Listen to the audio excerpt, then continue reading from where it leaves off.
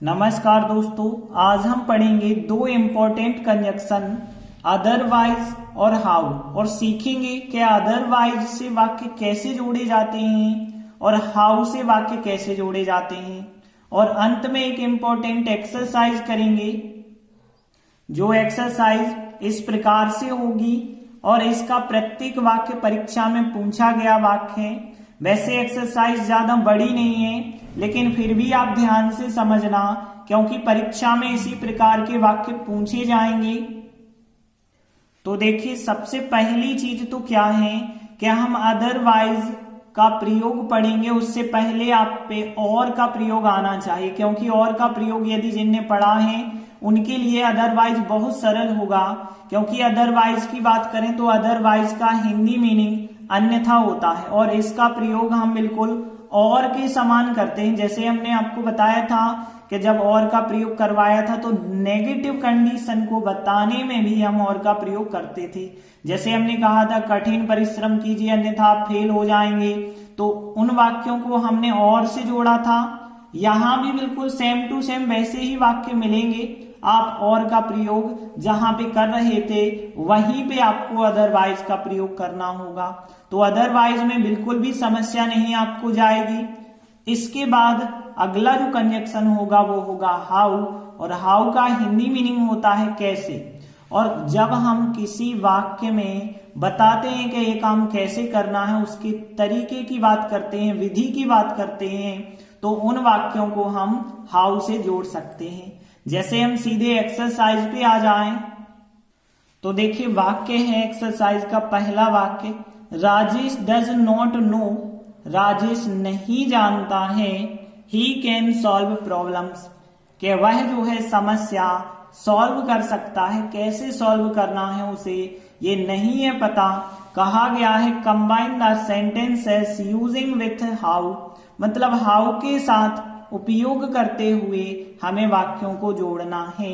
तो ध्यान देना, राजेश नहीं जानता है, वो क्या नहीं जानता है कि समस्या कैसे सॉल्व करनी है, इसके बारे में नहीं जानता है। तो यहाँ पे बस दोनों वाक्यों के बीच में आपको हाउ का प्रयोग करना है। कोई प्रॉब्लम वाली बात ही नहीं है, बस यहाँ दोनों वाक्यों के बीच में आपको हाउ का प्रयोग कर देना है। तो देखिए आंसर क्या बन जाएगा, फिर आंसर बनेगा राजेश डज नॉट नो, मतलब राजेश को नहीं पता है या राजेश नहीं जानता है हाउ किस प्रकार से, और फिर ही कैन सॉल्व वह सॉल्व कर सकता है, जो समस्याएं हैं प्रॉब्लम्स हैं वो कैसे सॉल्व करी जा सकती हैं ये उसे पता नहीं है।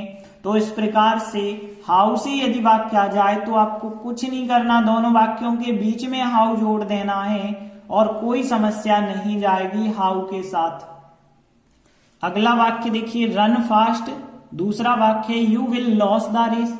कहा गया है join the sentence with otherwise, otherwise के साथ वाक्यों को ज्वाइन करना है, मतलब जोड़ना है।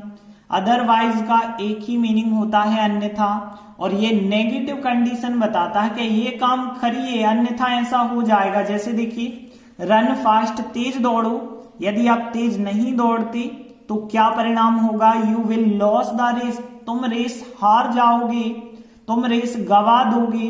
तो यहाँ पे एक काम आपको करने के लिए कहा जाता है, यदि आप वो काम नहीं करते तो उसकी नेगेटिव कंडीशन को दूसरे वाक्य में बताया जाता है। मतलब यदि हम तेज नहीं दौड़ते तो हम रेस क्या हो जाएंगे, हार जाएंगे। तो ऐसे वाक्यों को जब हमें अदरवाइज से जोड़ना हो तो बस दोनों वाक्यों के बीच में आप अदरवाइज जोड़िए। जो काम पहले कहा गया है वो काम लेकिन पहले ही करना होगा, ठीक है ना। ऐसा नहीं कर सकते आप कि ये काम पहले लिख दो ये काम बाद में लिख दो, ऐसा नहीं करना। क्योंकि रन फास्ट हमें पहले करने के लिए कहा गया है कि तेज दौड़िए, यदि आप तेज नहीं दौड़ेंगे तो अदरवाइज अन्यथा यू विल लॉस, कि तुम जो है गवा दोगे, हार जाओगे, रेस को हार जाओगे। तो जो वाक्य बाद में होता है उसे बाद में ही आपको लिखना पड़ेगा। पहले ये काम करने के लिए कहा गया है, जब आप ये काम नहीं कर पाओगे तब जाके ये काम होगा। तो अदरवाइज में भी कुछ नहीं करना, दोनों वाक्यों के बीच में आपको अदरवाइज जोड़ देना है। बस वाक्य ध्यान रखना कौन सा पहले लिखना है कौन सा बाद में। एक और एग्जाम्पल ले लेते हैं हम, जैसे कहा गया sit down you may go, join the sentence with otherwise, otherwise का प्रयोग करते हुए वाक्य फिर हमें जोड़ना है। सिट डाउन का मतलब नीचे बैठ जाओ और यू मे गो तुम जा सकते हो, मतलब आप नीचे बैठ जाइए।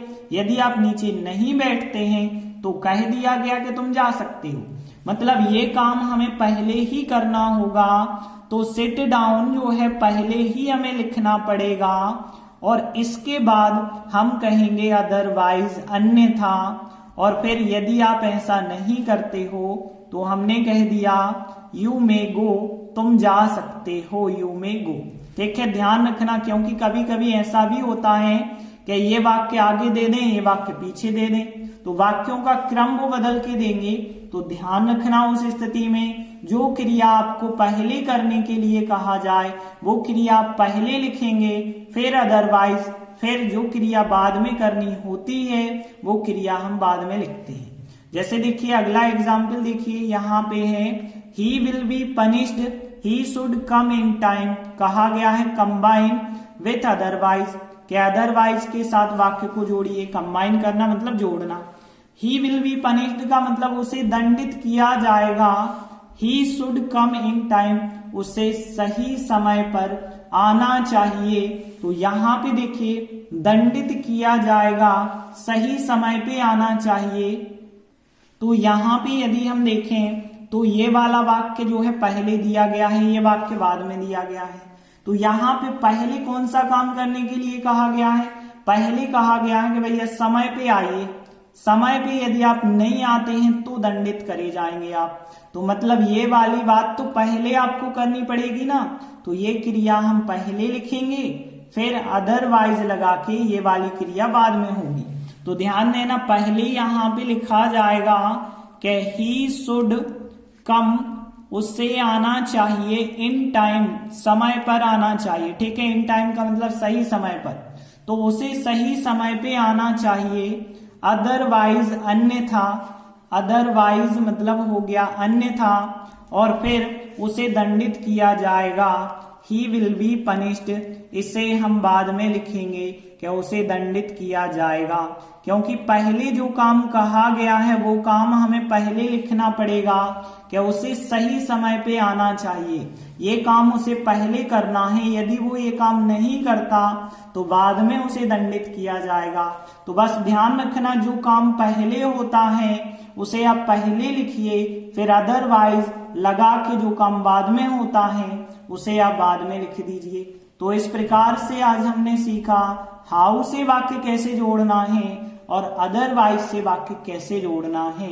तो आप इसी प्रकार से हमारे चैनल के साथ जुड़े रहिए और ग्रामर का एक एक टॉपिक आपको सीखने के लिए मिलेगा।